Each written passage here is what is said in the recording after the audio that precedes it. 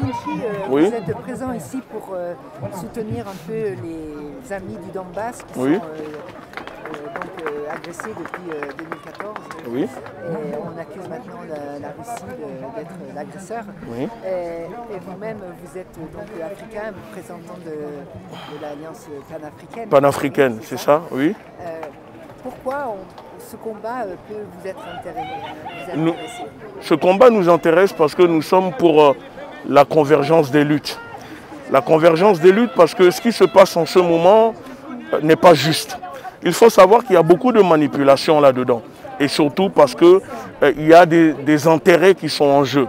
Alors il faut savoir que nous les panafricanistes, ça fait longtemps que nous sommes en lutte maintenant contre cette politique occidentale, cette politique d'exploitation, cette politique de mensonge, l'empire du mensonge qui n'est là que pour asservir les peuples, assujettir les peuples. Donc aujourd'hui, c'est la Russie qui est devenue le bouc émissaire. C'est la Russie qu'on attaque parce qu'il faut bien justifier leur comportement en trouvant des coupables.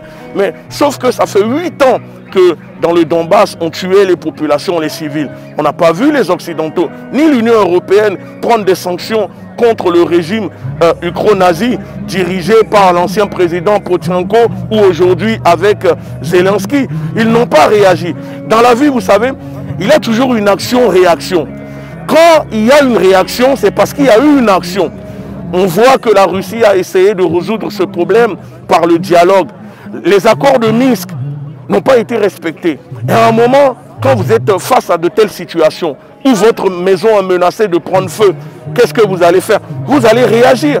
Parce que si tous les jours, votre voisin, il vient, il verse de l'essence devant votre maison, il met le feu, mais vous éteignez le feu, il recommence encore et encore. À un moment, vous allez devoir réagir parce que, pour lui montrer que ce n'est pas normal.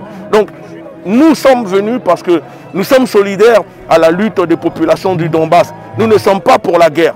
Personne n'est pour la guerre. Mais comme je dis, ce qui est valable pour les gens doit l'être pour tout le monde. Si ce n'est pas le cas, alors il ne faut pas donner des leçons de morale.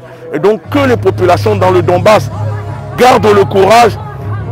Le monde entier, le monde ne s'arrête pas seulement à l'Europe ni aux États-Unis. Et sachez-le que les Africains vous regardent et vous soutiennent.